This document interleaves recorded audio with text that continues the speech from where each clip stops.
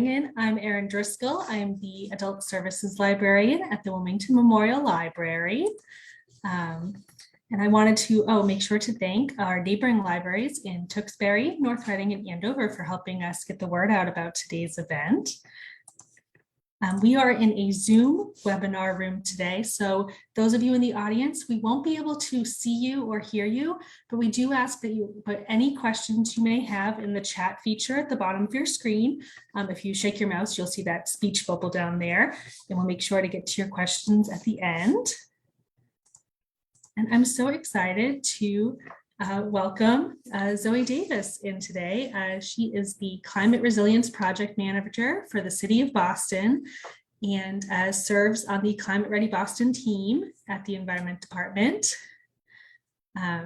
She previously served as a land stewardship coordinator and TerraCorp service member with the Mystic River Watershed Association, and has organized habitat restoration projects in public parks and partnered with community groups and local governments to create climate education programs. So I'm going to turn it up to Zoe. Thanks so much. Thanks for inviting me to share a bit about Boston's climate work. Hello to everybody out there. I'm just going to take a moment to share my screen and then we can go ahead and get started.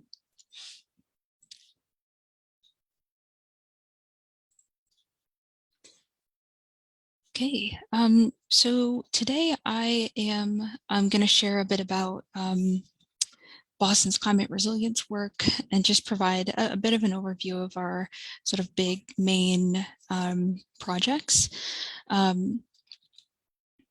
But just to orient everyone first on the call, I'd like to start sort of at the beginning. So we're actually looking at a satellite image of the greater Boston region as it exists today. Founded nearly 400 years ago.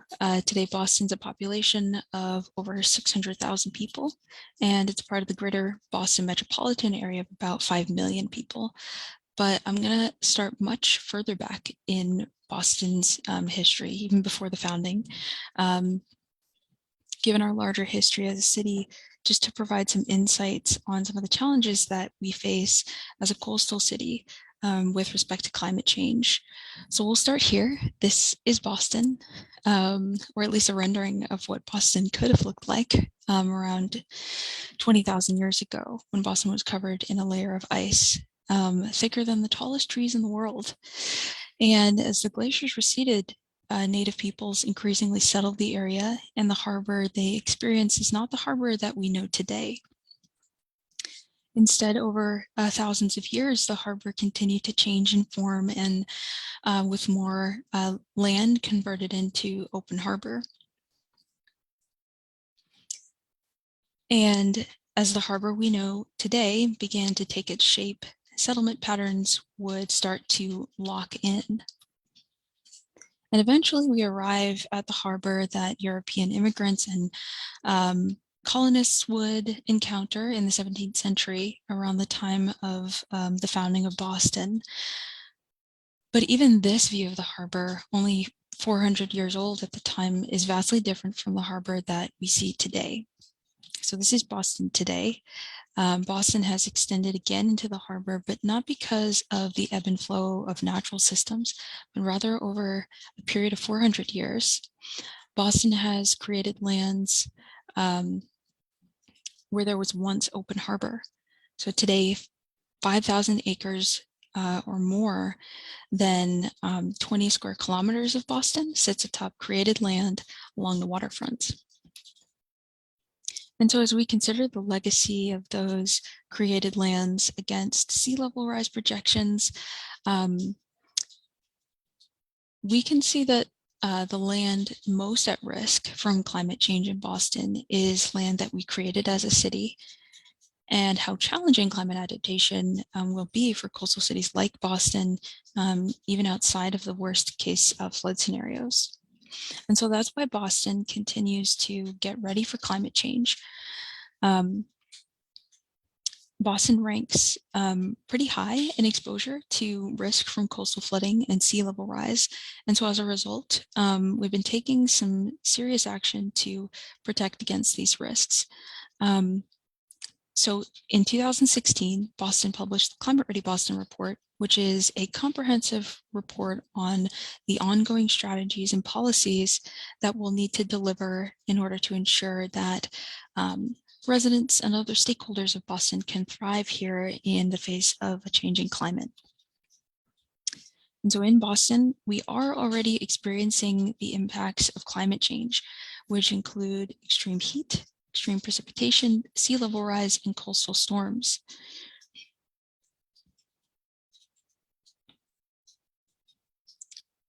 And so since our 2016 report, we've completed a range of detailed studies in order to define a growing list of about 70 major infrastructure projects. I think there are more today that will be required over the coming decade.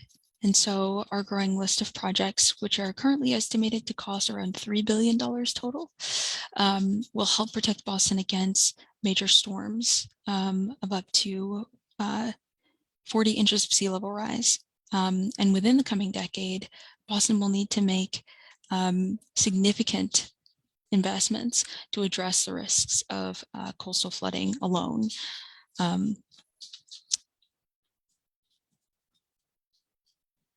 And so in addition to those infrastructure investments, we've already identified, we're currently completing, and in some cases have completed recently, some additional work, including Boston's heat plan, which was recently completed and released in April to identify strategies to help protect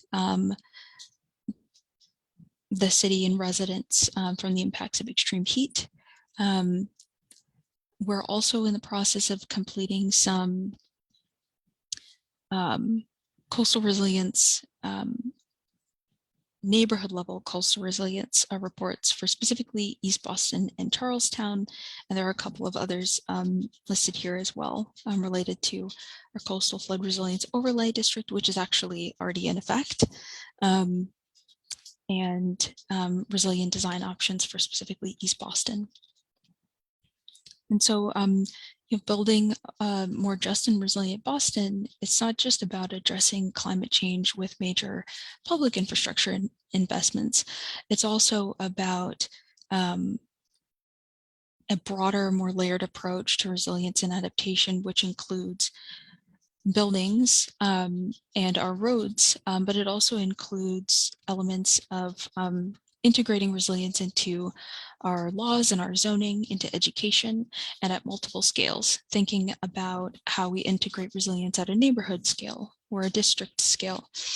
And all of these efforts is to achieve a citywide strategy to ensure that Boston can thrive in the context of a changing climate.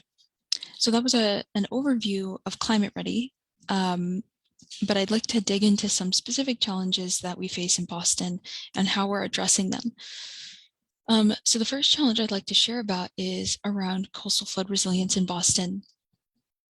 And so one of the major questions we're asking is, as we prepare our communities for the impacts of flooding, how can we protect residents from both sea level rise and major storms while also improving the quality of everyday life?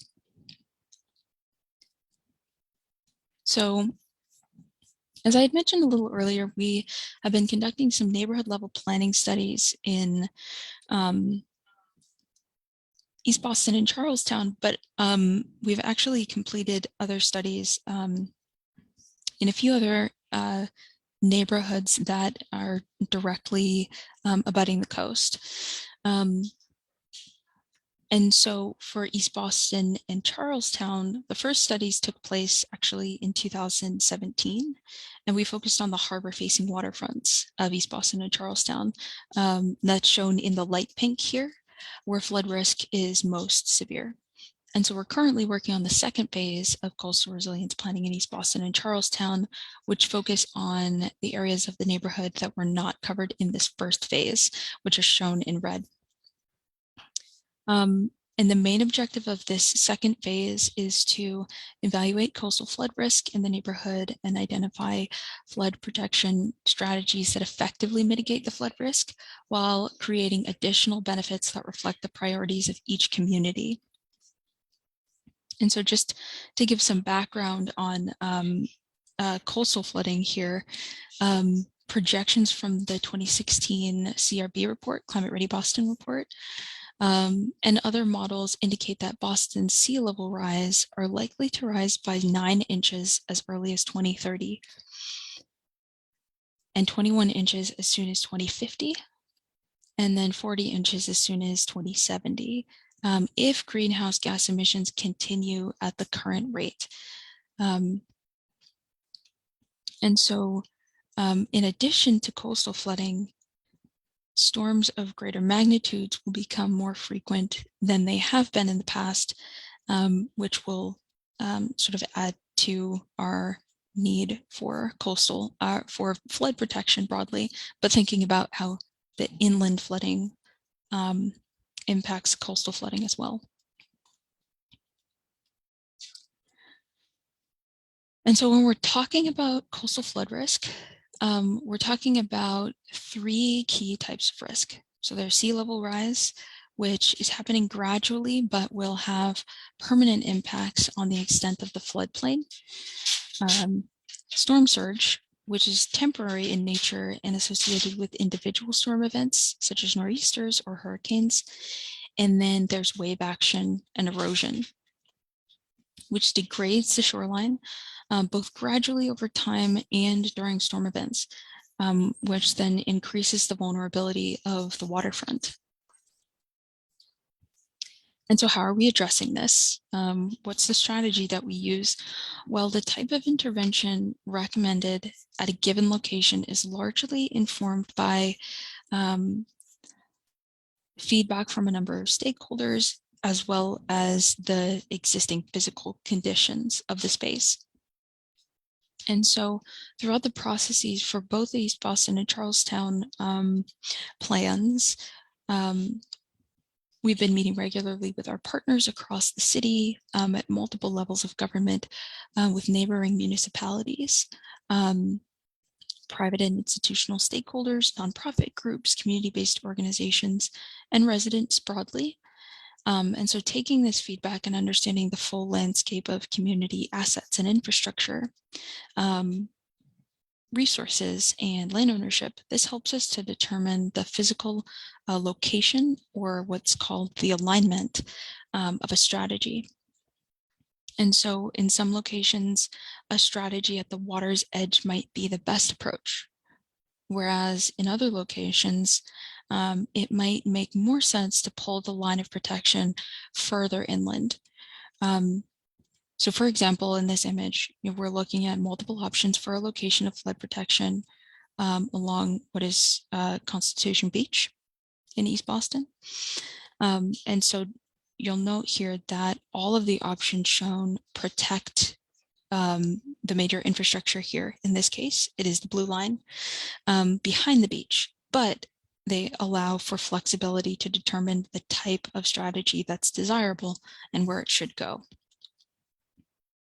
So here are just some examples of what coastal flood protection strategies in the city could look like. I won't go through all of this, but I'll leave this up a little bit just to say that there is a broad range of, once you've identified where the strategy should be, then you can identify what it can look like based on the existing site conditions.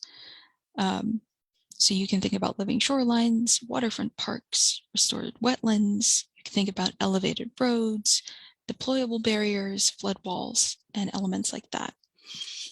But where the district scale flood protection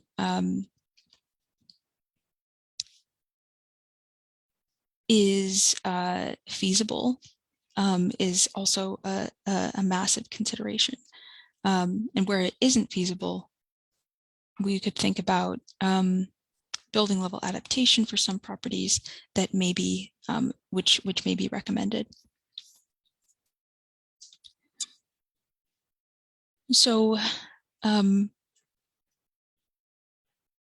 what I wanted to show here are some examples of where coastal resilience projects that we've defined in past neighborhood flood resilient plans, where they've actually been implemented or are currently underway. And so the top image is a waterfront park called Langone Park and Popolo Playground. And this was actually proposed through the downtown and north end plans that were completed in 2020. And so this park involved elevating the harbor walk, raising the entire grade of the park, and incorporating some stormwater management systems and retention basins beneath the park itself. And so the site was previously subject to repeated flooding during high tides, and now it serves as flood protection for a segment of Boston's downtown waterfront. But just looking at it, you would never really know. So all that to say, flood protection can be really elegant as well. And then the bottom image, through the first phase of the East Boston study, a major flood pathway was identified at Lewis Mall and Carlton Wharf. And the Boston Planning and Development Agency has since been leading the East Boston's Resilient Waterfront Project, which has been studying these areas and advancing the area's design to address flood risk here. And so that is ongoing. So that's a bit about our coastal flood resilience work. So now I'd like to shift into this this second area of risk for Boston, which is heat. So the second challenge I'd like to share with you all is addressing the impacts of extreme heat in Boston. The major question here is, as we're preparing for extreme heat, how can we do so in a way that addresses systemic inequities in exposure to extreme temperatures, vulnerability, and adaptive capacity, which is the ability to essentially cope with extreme heat.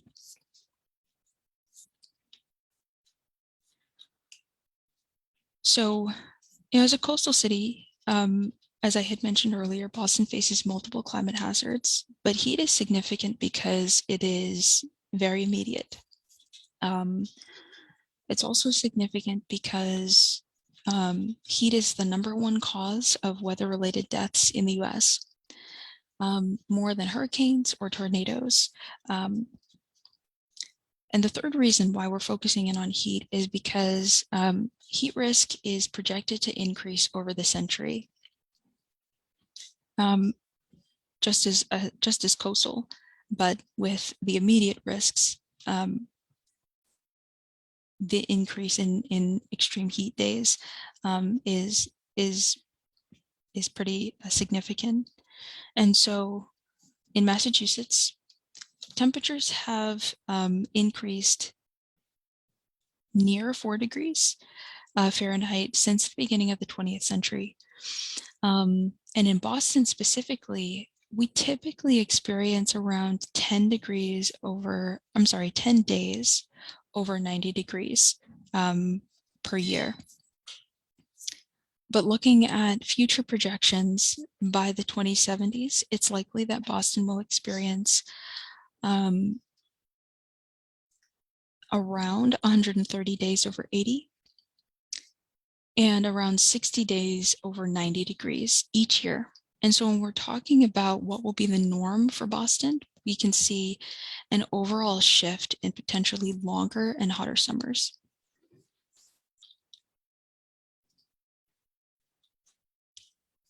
And so as we plan for extreme heat, we want to ensure that we not only focus on our residents' exposure to increasing heat as a result of climate change and extreme weather, we also want to focus on vulnerability and adaptive capacity. And And so by balancing these three concepts, we can define resilience in a way that puts people and not just physical assets and infrastructure at the center of this work. And so then resilience is a question of whether you're exposed to extreme heat, whether you have particular vulnerabilities like an illness that may increase your sensitivity to changes in temperature, extreme changes in temperature, and whether you have the adaptive capacity to be able to protect yourself through safe access to cooling when there is a heat wave. And so again, by focusing on these three concepts, exposure, vulnerability, and adaptive capacity, we're able to dig into neighborhood histories and systems of inequity, particularly in Boston's context, that result in some people facing disproportionate risks of climate change. So then we can start to ask this question of why is it that some residents of Boston can experience a heat wave as a serious and dangerous event, while others experience it as an inconvenience?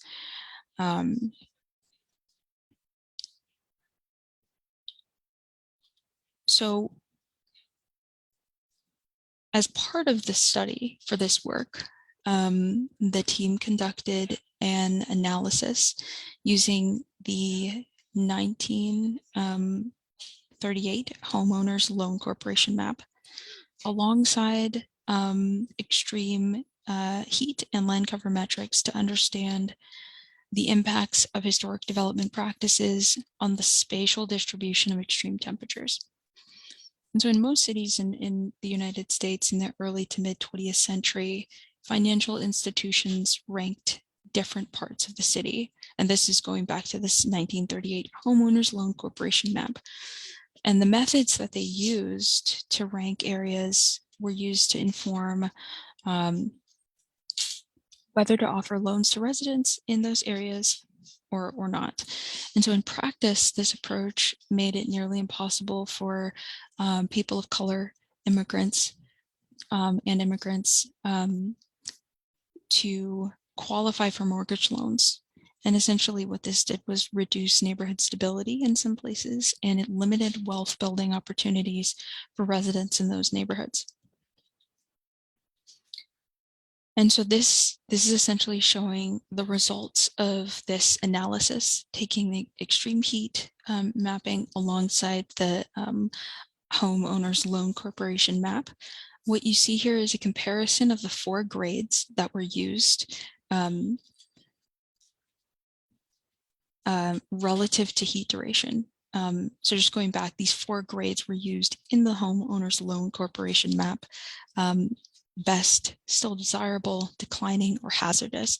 And just by a visual comparison, we can see that there is a stark contrast between the areas that were graded best or desirable and the areas that were graded hazardous. And this here is a breakdown of this analysis. So the team used heat metrics, the daytime and nighttime air temperature, land surface temperature, and urban heat island. We also use green space metrics, percent parkland, percent tree canopy, and percent impervious surface. And so this graphic shows, again, this comparison of the 4 grades for each of the metrics across the city. And these values that you see are relative to the city median for each of the metric. So areas that were graded best or still desirable are cooler for all of the heat metrics, whereas the redlined areas or areas rated hazardous are hotter across the city at over 7 degrees Fahrenheit hotter in the day, and almost 4 degrees Fahrenheit hotter at night. And additionally, areas that were graded best or still desirable have 20% more parkland today and 40% more tree canopy. And so this is significant as we're talking about access to cooling resources and how some cooling resources are already built into some neighborhoods and where we might want to consider, focusing, trying to increase access to cooling resources in other neighborhoods. So today in Boston, we can see disparities between neighborhoods already playing out as a result of the differences in public and private investments in the past. And so this map actually shows the daytime air temperature in Fahrenheit, degrees Fahrenheit, at 3 p.m. In the summer. This is actually looking back at the summer of 2019. It was a week in mid-July. And on this summer day, when the temperature in a leaf year part of Boston was around 95 degrees, the temperature in a neighborhood like Chinatown was more than 10 degrees hotter. And so in fact, Chinatown is actually the neighborhood of Boston that has the highest heat duration. So the longest period of extreme heat with the greatest extreme temperatures during the day and the nighttime. And so this is in Chinatown a result of the dense sort of neighborhood makeup. And it essentially affects why it gets hot and stays hot. So here is a bit of a close-up of Chinatown. We completed a more detailed study of how heat is showing up in the city in Chinatown, which has informed the strategies that we've produced. And so in this case, we can see that the northern sides of streets are more likely to be hotter by up to 5 degrees, whereas other areas like the Chin Park area in this image are in need of some investment to reduce heat in these public spaces. And so with a combination of compact urban environments that prevents airflow from the coast, or lack of trees, or wide, expansive, dark, mostly without shade, Chinatown is one neighborhood, or at least areas in Chinatown, is one neighborhood where it absorbs a significant amount of heat during the day. And that heat, that heated hardscape then radiates the heat throughout the night, and it actually keeps the neighborhood warm, even as the rest of the city cools down. And so sort of pivoting away from the more like map-based analysis, we also sought to understand the everyday human experience of heat exposure and finding access to cooling resources. And so this is our Heat Stories Comic Builder. This was a tool that we used as part of the community engagement process to provide a platform for residents to share their stories about summer heat and cooling, and to see how others might experience heat in the summer. And ultimately, the goal was to increase awareness about the diversity of experiences that people have across the summer, but also to share that there are a lot of similarities in people's stories as well. And so, really in any context, it's important to know the audience that you're trying to connect with. But especially, as we were moving through this process in the context of COVID, it was especially important to understand the ways in which people best communicated. And so, working through a platform like this was one of those ways. So tying all of these project elements together, the mapping and community engagement process, we developed a set of strategies to essentially address these three elements here: heat exposure, heat sensitivity, which I have been calling vulnerability, but heat sensitivity, and adaptive capacity.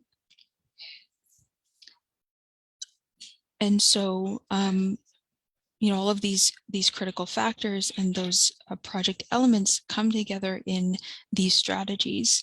So there are 26 strategies that focus on increasing access to cooling resources, reducing localized temperatures, and also trying to reduce sensitivity to heat as well.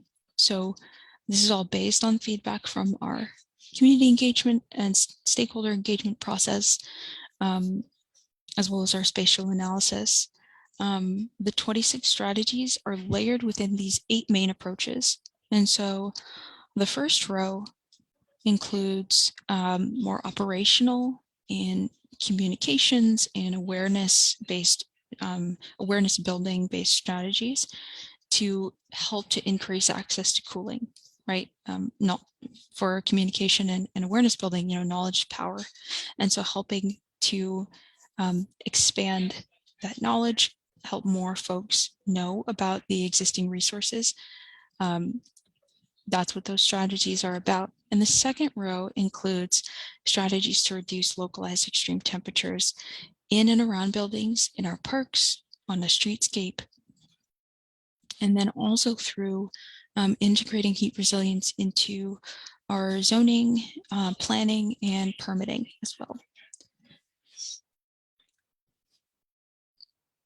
And so one of the last slides I'll leave you with is this. From the heat work that we've produced over the past couple of years, the formal name is Heat Resilient Solutions for Boston, but we lovingly call it the HEAT Plan. We have sort of these 3 main projects ongoing that come directly from the HEAT Plan. So we have our Extreme Temperatures Response Task Force. This is an interdepartmental group that convenes to coordinate our integrated response to extreme weather.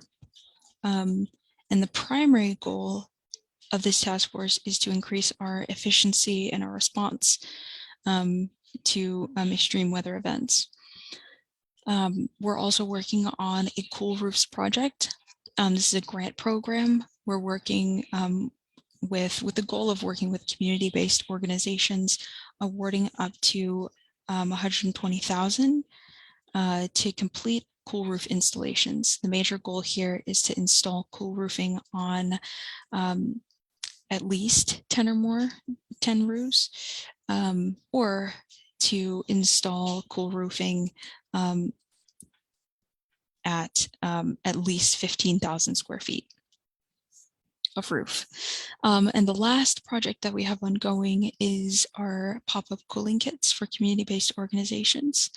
So we're granting up to 30 kits to CBOs that have public events this summer. Essentially what these are mobile water misting tents. And so the goal here is just to support community-based organizations in the work that they already do. Another interesting element, though, of this is to understand how we can engage community-based organizations in sort of a citywide deployment of resources. So our goal here is for willing partners to call on them during the event of during a heat emergency, to say, hey, are you available to put up your pop-up cooling kit to ensure that members of the public can access cooling. So essentially, we're working with community-based organizations to increase opportunities for and increase various locations for cooling. So that's what we've been working on. And that concludes my presentation. And I'm happy to answer any questions that folks have. Thank you. Zoe, it looks like we have a comment in the chat from Gerard.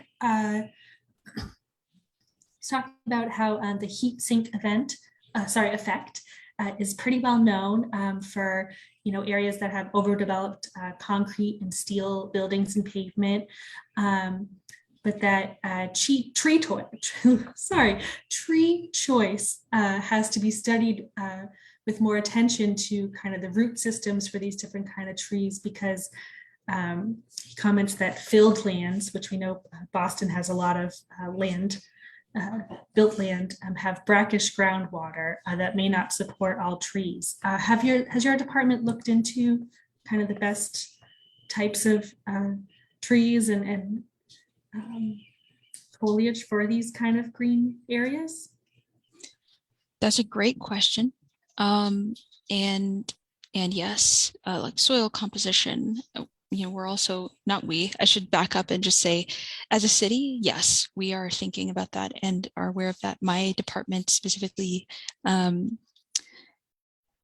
does not lead that work. The Boston Parks and Recreation Department is currently leading an urban forest plan with, one of the goals really being to define those best practices. So they are looking at like soil composition. They're also looking at elements around various pests and things alongside climate, heat, and extreme precipitation, inland flooding, coastal flooding being factors of that. Thank you. You mentioned cool roof installations. Is that the kind of roofing materials that are used, or is that like green roofs? Like what kind of, what does that mean exactly, I guess? Yeah, so a cool roof does refer to like the type of, I don't want to say cooling material, but cooling material that you would add. It can be, there are various types, but essentially what it does is it reflects the solar radiation off of the roof surface. A green roof is slightly different in that you have like some sort of like growth medium and then like an actual like type of vegetation on the roof. And so yeah, it can range from like full gardens to essentially like a grassy, mossy type of vegetation. But for this program, we're specifically looking at not green roofs, but specifically on cool roofs. Excellent. We have a question in the chat. Did the city keep track of the number of adverse health outcomes, deaths caused each year by extreme heat? Yes. Yeah. So I believe that is something called syndromic surveillance. And that is something that, yes, the city's emergency management offices do monitor. Elaine has the question for new buildings. What is Boston requiring contractors do when building new apartments, hospitals, things like that to meet some of these resilience requirements? Yeah, that's a great question. So for heat, we're part of what the heat plan does is it identifies where we could be more robust in integrating heat resilience for both new construction and existing buildings. So for one of our strategies, we are trying to update our resiliency checklist. And so what that is essentially it ensures that developments incorporate provisions for stormwater, heat, and coastal resilience. We have more robust provisions for coastal resilience. So for one example, the Boston Planning and Development Agency has recently completed the district overlay for flood resilience. So if you're in the floodplain, there's a series of considerations that you need to basically factor in for new and existing buildings. But for heat, we're working on what that looks like. Yeah. And I was struck by some of your photos by how a lot of the, like at least some of the projects you had shown, not just great for, building resilience, but also just really attractive looking parks and things like that. It seems like it can serve a few purposes, these measures. All right, we have another question in the chat that typically New England and the Gulf Coast storms have rainfalls of 2 to 6 inches an hour, and that you had mentioned storm surge and water retention ponds. Can you expand on what storm surge looks like, what that is? That is an excellent question. I mean, it might be helpful. Would it be helpful for me to turn back to one of my slides here for folks to see?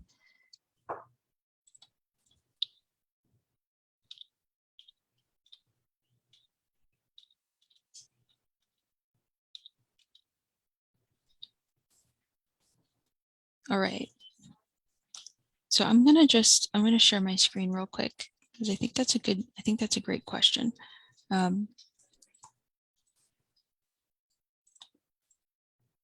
All right. Are we seeing this, or are we seeing everything? I'm seeing Stop parts of the here. slide, but parts of. Okay.